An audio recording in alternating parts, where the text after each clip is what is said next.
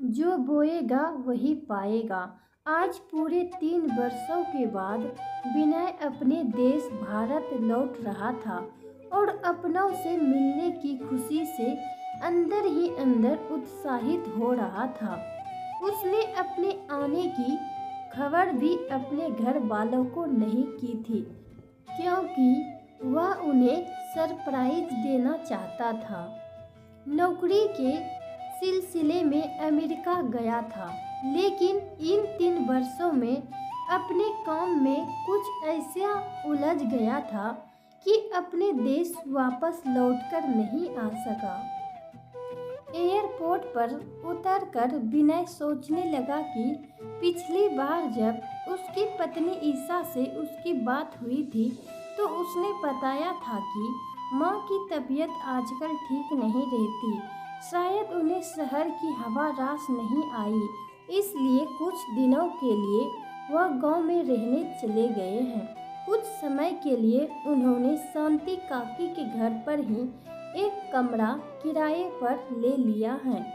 विनय जल्द से जल्द अपनी माँ बाबूजी से मिलना चाहता था, इसलिए वह एयरपोर्ट पर उतरकर अपनी पत्नी से मिले बिना टैक्सी करके सीधा गांव के लिए निकल गया। गांव पहुंचकर जैसे ही टैक्सी से बाहर निकला तो गांव की मिट्टी की सौंधी सौंधी खुशबू उसे अपनी ओर आकर्षित करने लगी। उसका बचपन उसकी आंखों के सामने किसी चलचित्र की तरह दिखाई देने लगा। शांति काकी के घर जाते हुए वह गांव की हर एक गली और हर एक नुक्कड़ को बड़े ध्यान से देखता जा रहा था और अपने माता पिता के साथ वहां बिताए गए अनमोल पलों को याद करता जा रहा था। जब विनय शांति काकी के घर पहुंचा तो उसे देखते ही काकी के चेहरे पर मुस्कुराहट फैल गई। प्रणाम काकी, कैसी हैं आप? मैं अच्छी हूँ बेटा, तुम लोगों का क्या हाल चाल है? मैं ठीक हूँ काकी। ऐसा कहते हुए विनय इधर उधर नजर दौड़ाने लगा। उसकी नजरें अपने माता पिता को ढूंढ रही थी।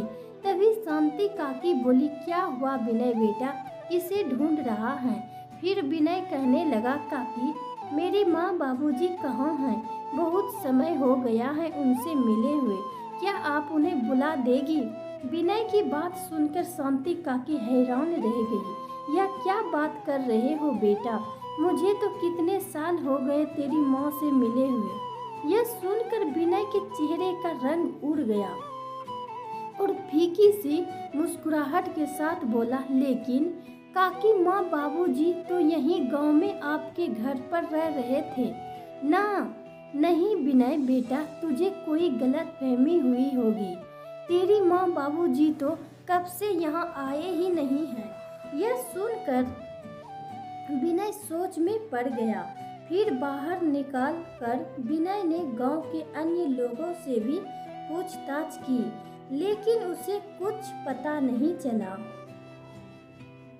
आखिर माँ बाबूजी हैं कहाँ? यह सोचते हुए उसने अपनी पत्नी को फोन लगाकर उससे पूछना चाहा तो पाया कि उसकी पत्नी का फोन स्विच ऑफ था। उसने बहुत बार कोशिश की, लेकिन अपनी पत्नी से बात नहीं कर पाया। थक हार कर विनय वापस टैक्सी में बैठ गया और अपने शहर की ओर निकल पड़ा। विनय को इतना परेशान देखकर टैक्सी ड्राइवर ने उससे उसकी परेशानी का कारण जानना चाहा, तो विनय ने उसे सारी बात बता दी। जैसे ही वह लोग शहर पहुंचे तो टैक्सी ड्राइवर ने गाड़ी को माता रानी के मंदिर के बाहर रोक दिया और कहने लगा, बाबूजी इस मंदिर की बहुत मान्यता है। कहते हैं इस मंदिर में माथा टेक कर जो भी मांगो वह मुराद पूरी हो जाती है। टैक्सी ड्राइवर की यह बात सुनकर विनय भी उस मंदिर में माथा टेकने चला गया। मंदिर में प्रार्थना करने के बाद उसने देखा कि मंदिर के आंगन में बहुत भीड़ जमा थी, क्योंकि वहाँ कुछ लोगों द्वारा प्रसाद वितरित किया जा रहा था और बहुत से गरीब लोग वहाँ से प्रसाद लेकर खा रहे थे। तभी उसकी नज़र एक बूढ़े व्यक्ति पर पड़ी। वह व्यक्ति मैले कुचेले कपड़े में था। उसके दाढ़ी और नाखून बड़े हुए थे और बहुत मुश्किल से चल पा रहा था। वह भीड़ में घुसकर प्रसाद लेने की कोशिश कर रहा था, परंतु घुस नहीं पा रहा था। वह कमजोर बूढ़ा व्यक्ति बार बार कोशिश करता, परंतु भीड़ में टिक नहीं पाता। लेकिन जैसे तैसे कोशिश करने के बाद जब वह प्रसाद लेने के लिए पहुंचा तब तक प्रसाद समाप्त हो चुका था। वह बूढ़ा व्यक्ति निराश से निढाल होकर वहीं बैठ गया। विनय को उस वृद्ध व्यक्ति पर बहुत तरस आया।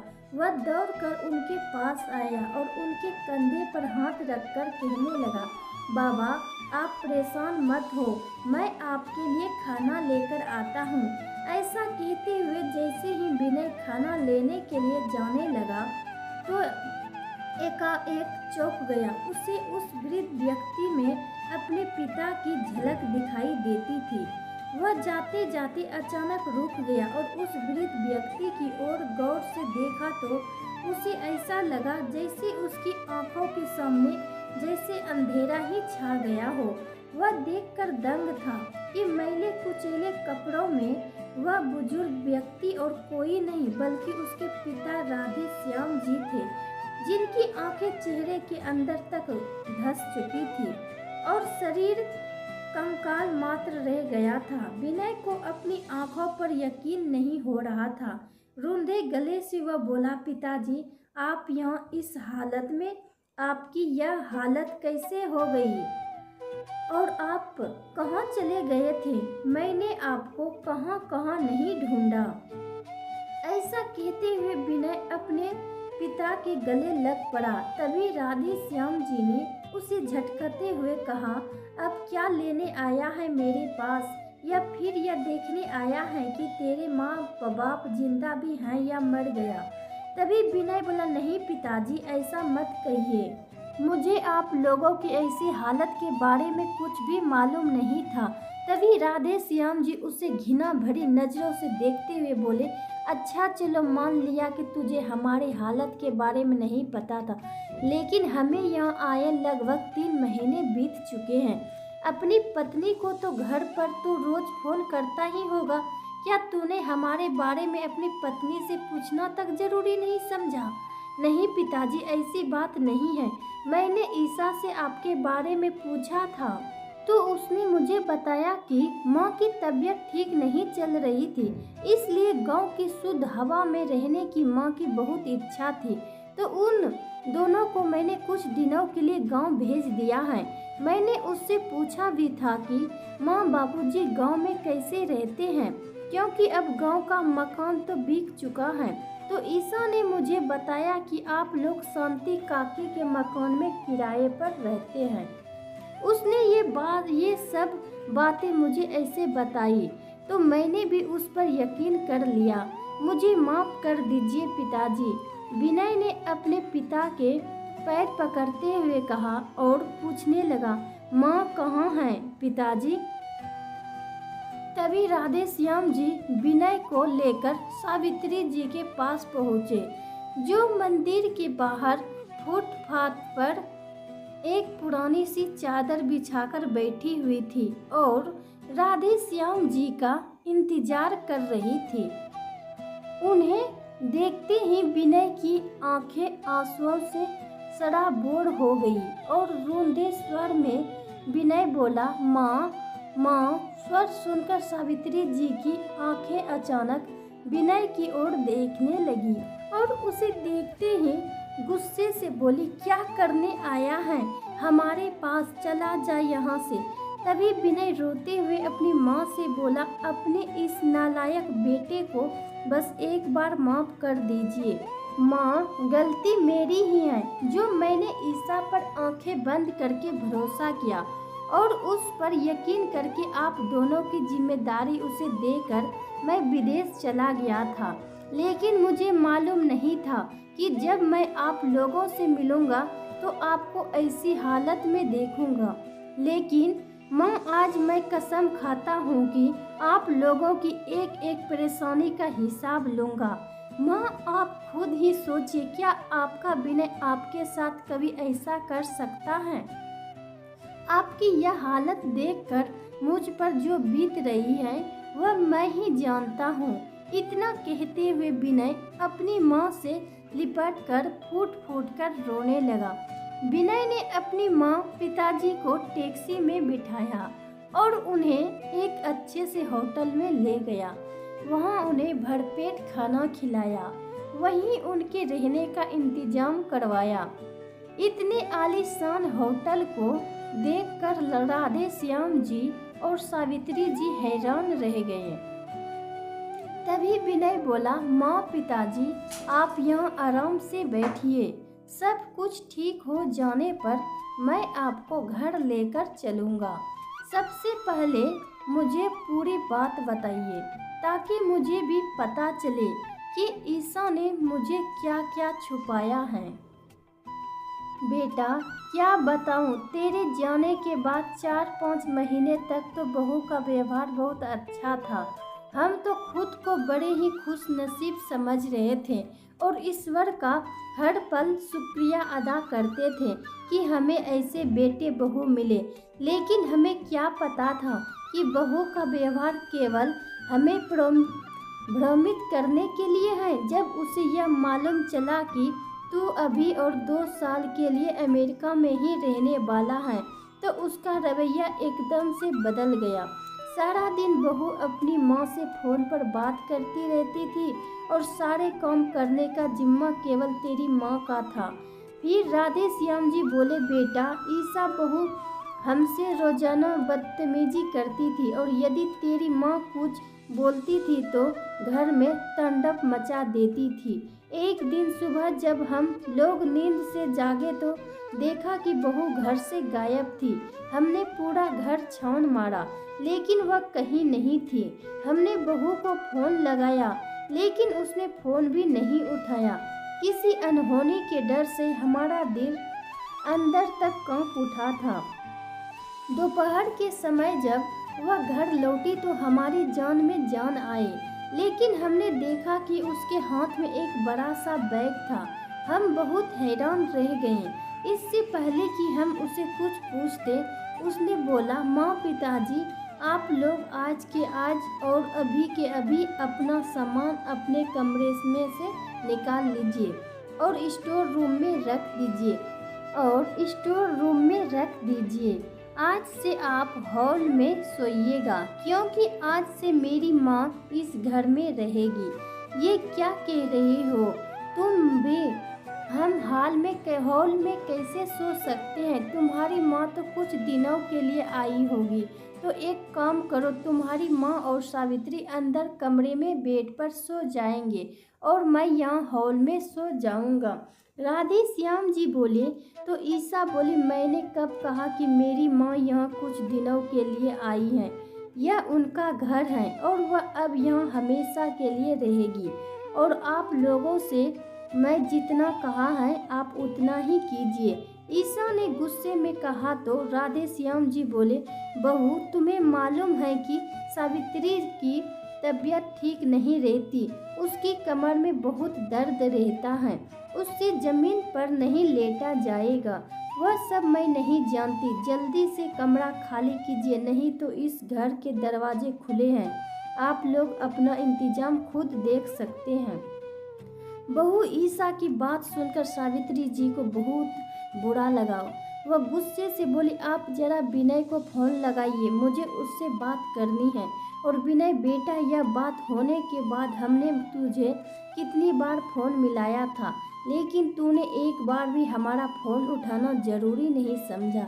यह बात सुनकर विनय हैरान रह गया और बोला, लेकिन माँ पिताजी मेरे पास तो आपका कोई फ़ोन नहीं आया। अरे हाँ याद आया, मेरा फ़ोन नंबर बदल गया था और इसके बारे में मैंने ईसा को भी बताया था और उससे कहा था कि आपको भी इस बात की खबर कर दे। फिर राधे श्याम जी बोले, लेकिन बेटा हमें बहू ने इस बारे में कुछ नहीं बताया। हम तो अब तक यही सोच रहे थे कि तू भी बदल गया है, तूने भी हमसे मुंह मोड़ लिया है। फिर सावित्री जी बोली, बेटा मैंने बहू को एक बार कहा भी था कि मेरी एक बार विनय से बात करवा दो। तभी ईसा ने कहा, मेरे पति ने आपका ठेका नहीं ले रखा है क्या? हर बात पर आप लोग विनय को फ़ोन लगाने की बात करते हैं। वह वहाँ काम करने गए हैं, आराम करने नहीं। और वैसे भी उन्हें सब मालूम है। उनकी रजामंदी से ही मैं अपनी मम्मी को यहाँ पर लेकर आई हूँ।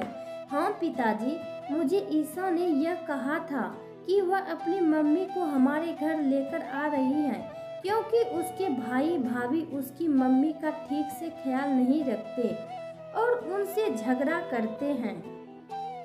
लेकिन पिताजी, यदि मुझे मालूम होता कि ईसा आप लोगों को आपके कमरे से निकाल रही है, तो मैं आपके साथ कभी ऐसा नहीं होने देता। फिर राधे श्याम जी ने नम आंखों से कहने लगे, बेटा, बहू ने हमारी ऐसी हालत कर दी थी कि हमारे पास कोई चारा नहीं बचा था और हमने सोच लिया था कि यदि 2 रोटी खानी है तो बहू की बातें चुपचाप सुननी होगी। बेटा, एक दिन तेरी माँ को बुखार चढ़ा था और मैं उसकी सेवा में लगा था। वैसे तो पूरे घर का काम तेरी माँ ही करती थी। तो उसे दिन बहू ने आकर कहा कि मेरे मामा जी घर आ रहे हैं, इसलिए माँ जी आज अच्छा सा खाना बनाइएगा। तो मैंने कहा कि कैसी निर्दयी हो तुम बहू, क्या तुम्हें नजर नहीं आ रहा है कि तुम्हारी सास बीमार है?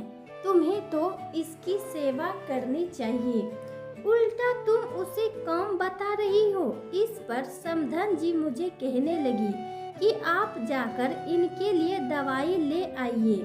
दवाई खा लेंगे तो राहत भी मिलेगी और काम में मन भी लगेगा। और वैसे भी तबीयत ठीक हो या नहीं हो, घर का काम तो करना ही पड़ता है। तो बेटा, मुझे समधन जी की यह बात सुनकर बड़ी हैरानी हुई और मैंने गुस्से में कह दिया कि आप भी एक औरत हैं और आपको मेरी पत्नी का दर्द समझना चाहिए। आज मेरी पत्नी घर का कोई काम नहीं करेगी। फिर सावित्री जी बोली, बेटा, उस दिन के बाद ईसा बहू और समधन जी दोनों मिलकर आए। दिन हमें बातें सुनाती। बहू ने तो हमें खाना तक देना बंद कर दिया था। जैसे तैसे करके मैं या तेरे पिताजी रसोई घर में जाकर अपने लिए खाना बनाकर लाते और खा लेते। उसमें भी बहुत चिल्लाती थी। एक दिन घर पर बहू ने किट्टी पार्टी रखी और घर पर बहू की बहुत सी सहेलियां आई हुई थी। उसी दिन बहू ने हमें कहा कि रसोई में 15 लोगों का खाना बनाना है और तेरे पिताजी को कुछ पैसे देकर बाजार से सामान लाने के लिए भेज दिया और मुझे खाना बनाने के काम पर लगा दिया। यहाँ तक कि जब खाना तैयार हो गया तो सबको परोसने के लिए भी हम दोनों को ही कहा। समधन जी और बहू मेहमानों के साथ पत्ते खेलन में व्यस्त हो गई। सब लोग हंसी के ठहाके लगा रहे थे। बीमार होने के कारण मुझसे इतना सब काम नहीं किया जा रहा था।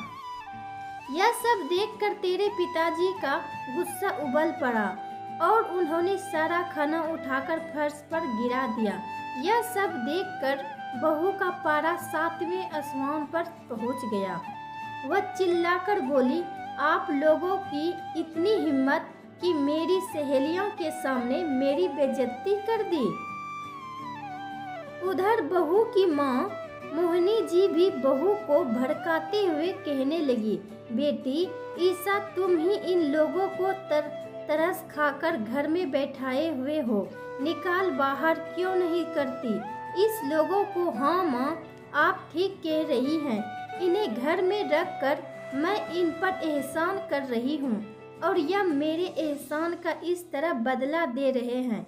जल्दी से अपना सामान समेटिए और चले जाइए यहाँ से। यह सब बताते हुए सावित्री जी फूट फूट कर रोने लगी और कहने लगी, बेटा, तू नहीं जानता, बहू ने भरी दोपहर में हमें घर से बाहर निकाल दिया। हम कहाँ जाते? गांव वाला मकान भी अब अपना नहीं रहा था। हम लोग सड़क पर आ गए थे। मेरी हालत तो पहले से ही खराब थी। अपमान के तूफान झेलकर तेरे पिताजी भी बीमार रहने लगे। थोड़ी थोड़ी देर में इन्हें सांस चढ़ने लगता था। हम कहाँ जाते, कैसे खाते, इसलिए हम इस मंदिर के बाहर आकर बैठ गए। लेकिन तुम हम तक कैसे पहुँचे?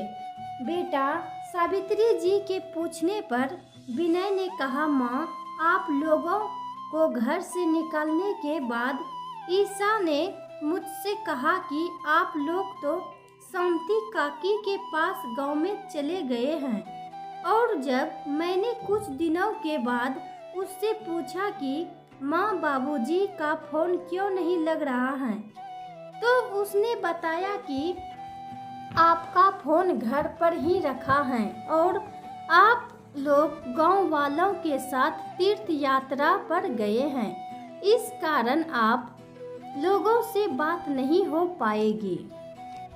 मुझे थोड़ा सा शक भी हुआ, क्योंकि यदि आप तीर्थ यात्रा पर जाते तो मुझसे एक बार बात जरूर करते, यूँ बिना बताए ना जाते। इसलिए मैं जल्दी काम निपटा कर भारत वापस आ गया। मुझे आप लोगों की बहुत चिंता हो रही थी, इसलिए यहाँ माथा टेकने आ पहुँचा और आप लोगों को ऐसी हालत में पाया। लेकिन आप लोग बिल्कुल चिंता मत करना, अब मुझे सब पता चल चुका है। अब तो उस जालिम औरत को मजा चखाने का समय है। उसे उसकी औकात न दिखाई तो मैं भी आपका बेटा नहीं। ऐसा कहकर विनय अपने घर लौट आया। जैसे ही घर पहुंचा तो देखा कि दोनों माँ बेटी बैठे हुए चाय और स्नैक्स का आनंद ले रही थी।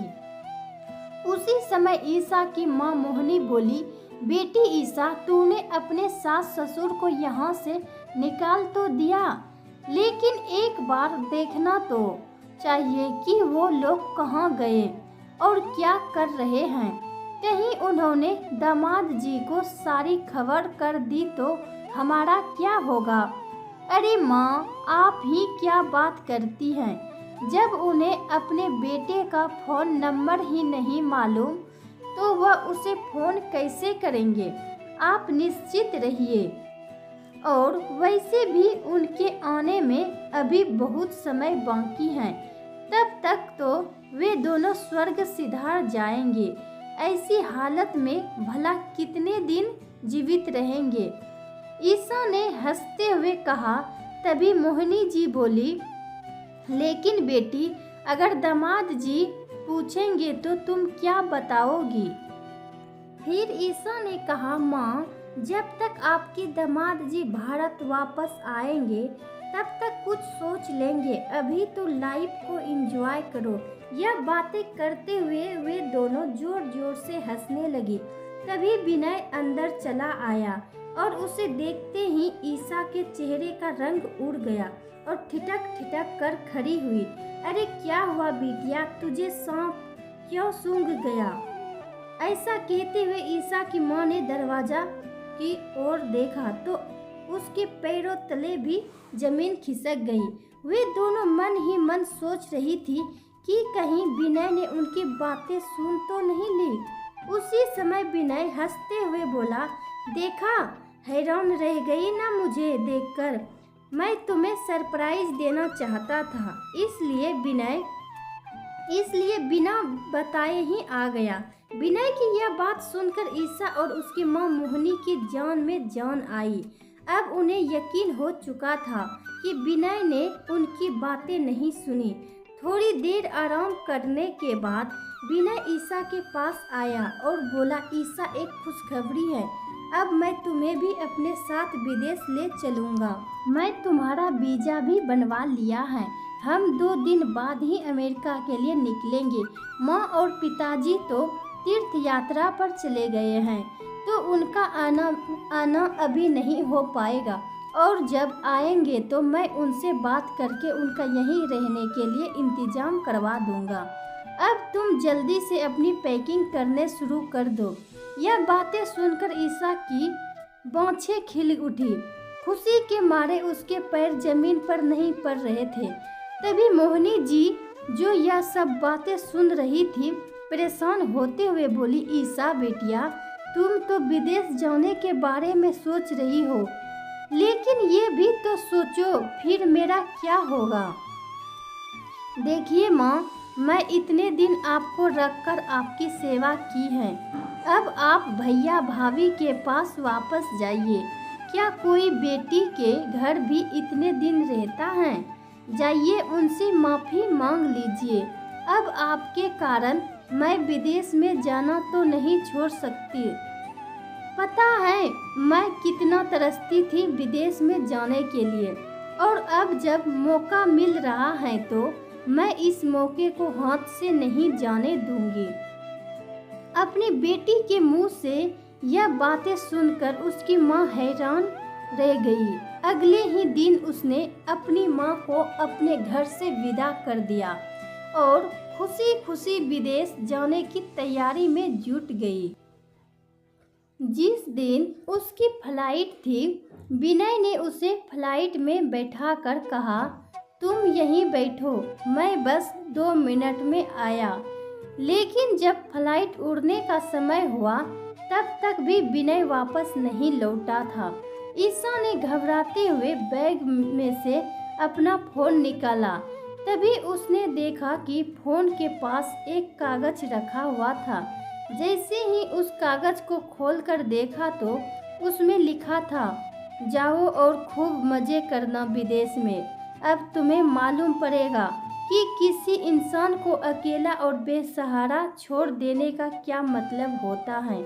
तुमने मेरे माँ पिताजी को घर से धक्के मारकर निकाल दिया था, उन्हें दर दर की ठोकरें खाने पर मजबूर कर दिया था, खून के आंसू रुलाया है। तुमने उन्हें अब तुम भी विदेश में भीख मांगना, और जब भीख मांगकर पैसे इकट्ठे हो जाए तो वापस आ जाना और अपनी माँ के साथ ही रहना, क्योंकि अब मेरा तुमसे कोई रिश्ता नहीं है। जब तक ईशा ने यह पत्र पढ़ा तब तक फ्लाइट उड़ चुकी थी। हवाई जहाज के उड़ने के साथ साथ उसे ऐसा महसूस हुआ कि उसकी जान ही निकलती जा रही है। विदेश में रहने की अपनी इच्छा के कारण वह अपने सास ससुर से छुटकारा पाना चाहती थी, और अपनी इसी इच्छा के कारण ही उसने अपनी माँ को भी बेसहारा छोड़ दिया। आज ईशा विदेश में दर दर की ठोकरें खा रही थी और अपने किए पर पछता रही थी, क्योंकि आज वो अपने ही बुने जाल में बुरी तरह फंस चुकी थी। इधर राधे श्याम जी और सावित्री जी की शादी की 50वीं सालगिरह पर विनय ने उन्हें एक बड़ा सा आलीशान फ्लैट खरीद कर दिया और होटल से उन्हें सीधा इस फ्लैट में लेकर गया और बोला, माँ पिताजी, आपको शादी की 50वीं सालगिरह बहुत बहुत मुबारक हो। अब आपको आपके इस घर से कोई नहीं निकाल सकता, क्योंकि ये घर आपके नाम पर है। बेटे का इतना प्यार देखकर राधे श्याम जी अश्रुपूरित आंखें लिए बोले, बेटा हमें माफ कर देना, हमने तुम्हें बहुत गलत समझा। आज उन तीनों की आंखों में खुशी के आंसू थे। कुछ समय के बाद विनय के पास ईशा का फोन आया, लेकिन विनय ने उसका फोन काट दिया। उसने कई बार फोन लगाया लेकिन विनय नहीं उठाया। तब राधे श्याम जी के पूछने पर विनय ने उन्हें सब कुछ बता दिया कि किस तरह उसने ईशा को उसके किए की सजा दी। थोड़ी देर में ईशा का फिर से फोन आया तो राधे श्याम जी ने फोन उठाया। उधर से ईशा के रोने की आवाज आई और फिर गिड़गिड़ाते हुए बोले, बाबूजी मुझे माफ कर दीजिए, मैंने आप लोगों के साथ बहुत बुरा किया, जिस कारण विनय ने मुझे अकेला छोड़ दिया है। उन्होंने मुझसे सारे रिश्ते खत्म कर दिए हैं, आप ही उन्हें कुछ समझाइए ना। मैं कसम खाती हूँ कि आज के बाद आप लोगों को कोई तकलीफ नहीं होने दूंगी। ईशा के इतना कहने पर राधे श्याम जी और सावित्री जी का दिल पिघल गया। उन्होंने बेटे से कहकर ईशा के आने का इंतजाम करवाया। 2 दिन बाद ईशा घर पहुंच गई। उसने अपने सास ससुर के पैरों में गिरकर उनसे माफी मांगी और उनकी खूब सेवा करने लगी। आज एक बेटे ने दुनिया वालों के सामने एक मिसाल कायम कर दी थी। लेकिन उधर ईसा की माँ मोहिनी जब अपने घर पहुंची तो देखा कि उनका सारा सामान स्टोर रूम में शिफ्ट हो चुका था।